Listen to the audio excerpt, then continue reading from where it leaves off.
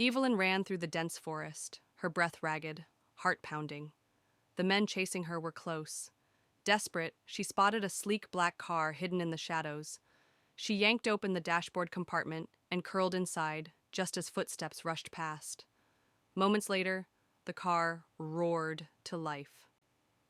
Sebastian Hart, the billionaire known for his sharp mind and colder heart, adjusted his cuffs and gripped the wheel. Something felt off. The dashboard wasn't properly closed. He nudged it, a gasp. His sharp eyes locked onto a terrified woman curled inside, pale and trembling. "What the hell?" he muttered, pulling the compartment open. "Please," she begged, "don't leave me here." His gaze swept over her disheveled appearance. He didn't involve himself in trouble, but something about her desperation made him hesitate. The roar of approaching engines shattered the silence. His jaw tightened. Whoever she was running from, they were coming. "Buckle up," he ordered.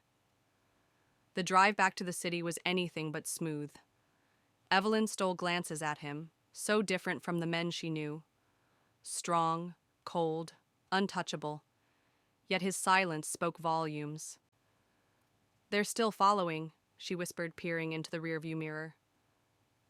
"I know." He pressed the accelerator. Gunshots rang out. He swerved, jaw clenched. "Hold on." The car veered off-road into the forest, tires skidding over damp earth. But the men were relentless. Their shouts grew closer. Sebastian stopped abruptly. "Out. Now." Evelyn obeyed. Before she could ask, he grabbed her hand and pulled her into the dense woods. They ran until their breaths turned ragged and the pursuit faded. The moon bathed the trees in silver light. "We're lost," she murmured. He exhaled, glancing up at the canopy.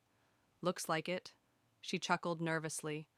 "Some city genius you are." He arched a brow. "You're laughing?"